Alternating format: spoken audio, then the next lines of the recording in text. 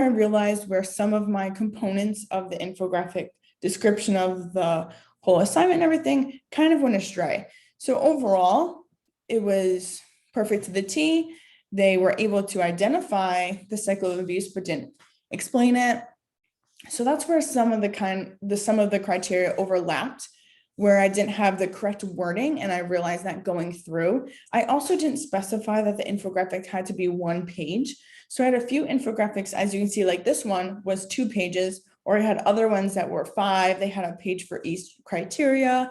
They came out really awesome, but I should have specified that I wanted to do it on all 1 page, which I didn't.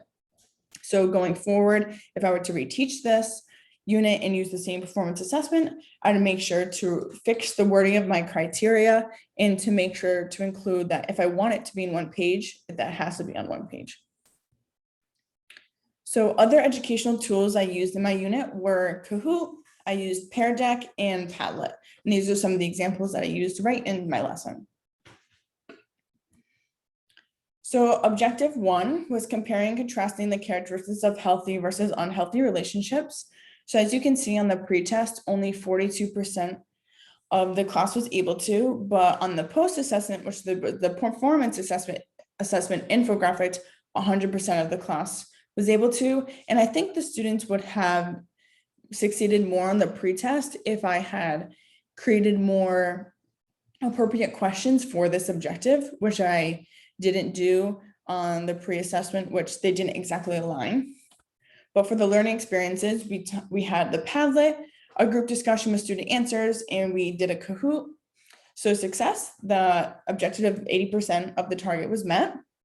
But for improvement, objective 1 was in lesson plan 1. So I wanted to plan more engaging in interactive activities besides discussion. I wanted the students to almost apply and go through materials more themselves and make it more student-centered than me talking is more.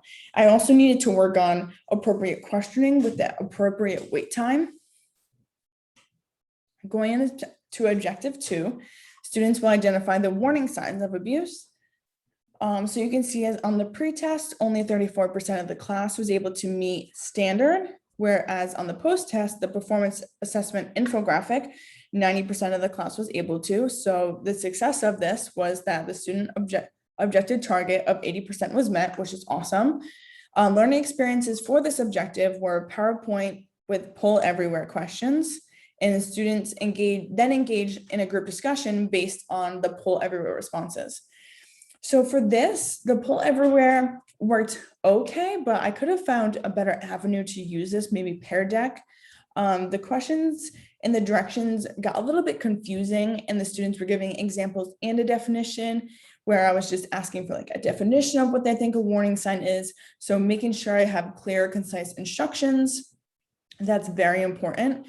I should have called on more students to promote more participation as well. The students were kind of apprehensive about answering questions. So calling on students would have promoted more participation, and having that visual representation of students' responses rather than me just saying it out. The students, if they saw it, would be a little bit more tangible, and maybe they would be able to participate based on what they saw as well. Going into objective 3, students will describe the 4 components of the cycle of abuse.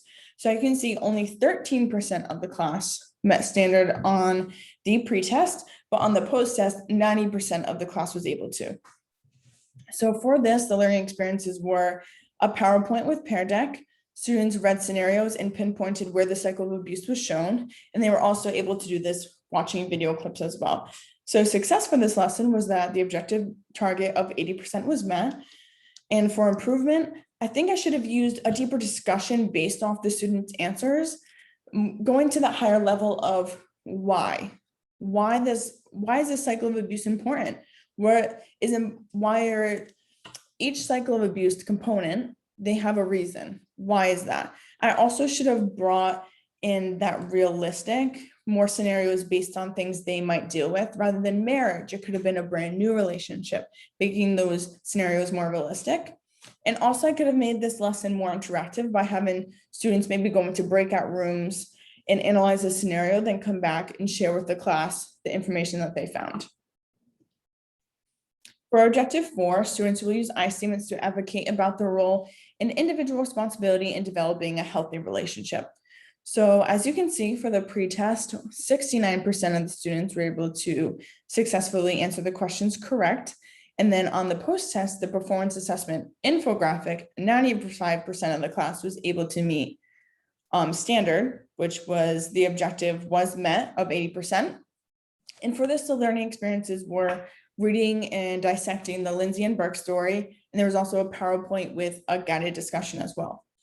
But for improvement, I think I would limit the talk time for me and engage the students in more activities using the chat, Pear Deck, and Padlet. The students really utilized those when they were available, but when I stopped using them, you could see the lack of participation as well. And then I think I would also use more application activities where they were creating I statements and then using them maybe in a role play or a Flipgrid where they're able to actually apply them. Objective 5, students will provide effective strategies for helping stand up for themselves in an unhealthy relationship by using assertiveness.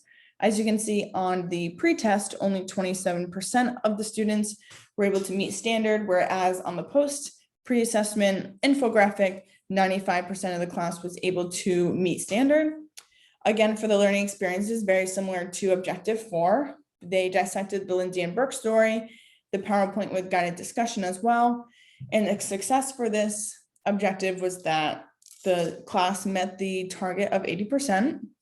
And for improvement would be the same as objective 4. I found the amount of time I spent talking took away from the students interacting and engaging with one another and myself as well, and really pushed back that participation. And also I would implement more application activities based on real life situations and when could they actually apply assertiveness rather than me just saying you could use it then, or they saying I could use it in this situation, but actually having them create scenarios and making that role play and then showing it to the class or showing it to me by using a Flipgrid, creating a script and doing a role play and sharing it with the class or something like that. So the overall unit results. So as I said before, the unit goal overall was giving the students will achieve the knowledge, attitude, skills to develop healthy relationships and avoid abusive ones. So looking back at all the units, objectives, and how they were presented and how they were met, I think I still need to implement more higher order questioning, really bringing out that why, and create more interactive hands-on activities, which that means more application activities, more activities they can relate to personally as well, especially at the 9th and 10th grade level. And a huge thing was to limit educator talk time to be more student-centered, have them apply everything, make them discuss anymore, put them in break rooms, think, pair, share, really be more student-centered. So they're developing the skills. You're giving them the content, but they're developing the skills themselves. Overall, each of the 5 objectives were met. Some of my overall comments was I could have challenged the students a bit more on objective 1. They were easily able to identify the healthy versus unhealthy relationships. So I could have challenged them a bit more. Objective 2, visual representation of the students' responses, I think would have been beneficial overall. The students would have been able to see what their other students are thinking and really bounce off more participation off of that as well. Objective 3 went really awesome. They analyzed songs and videos, but I could have used more real life examples and really bringing it down to that 9th and 10th grade level. Objective 4 and 5, more of application activities and really relating it back to themselves. When can I use I statements? When can I use assertiveness, etc. What I learned about being an effective health educator is to create that warm and welcoming environment. When I established that on day 1, I noticed that no one is afraid to share what they were thinking.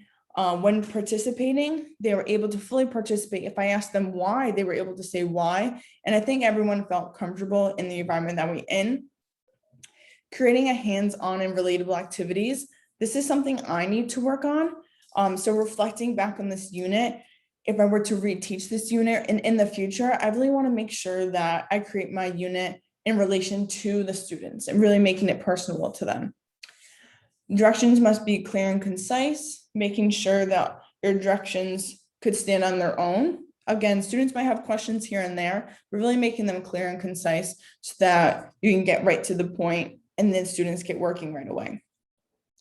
A big part of teaching is forming relationships with the students and to promote a positive group environment, which kind of goes hand in hand with creating a warm and welcoming environment as well, but forming that relationship with their students where they feel like they can talk to you, especially in a unit on relationship violence, where it's not easy to talk about for sure. And I was able to share some of my experiences as well. Creating that relationship with the students is very important. So they feel comfortable and they get that knowledge and skills from the content, but they are able to say, wow, this actually happens in real life. And this is important.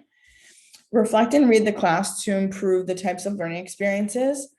As I went on lesson to lesson, I realized it was a little bit harder to get the students to participate.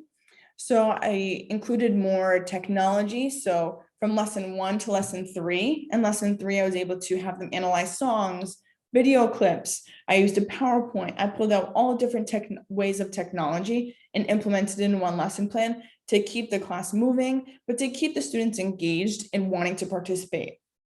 And lastly, have fun. I noticed when I had more fun teaching and really caring more about the students, then the whole environment, the whole lesson went so much smoother. You could tell that the participation was coming in as well. It was really a great experience. So these are some of the pictures from my virtual teaching. Here I am presenting my assertiveness PowerPoint, and this is another picture of me teaching as well. Here's the link to all my assessment data, but as I said, from lesson plan 2, I was unable to get any data from the Quizlet Live due to the fact that I didn't have a teacher account, unfortunately. But this is all my assessment data from pre-assessment, Google Form 1, Google Form from lesson 3, and my performance assessment data as well. And these are my resources, and that's it.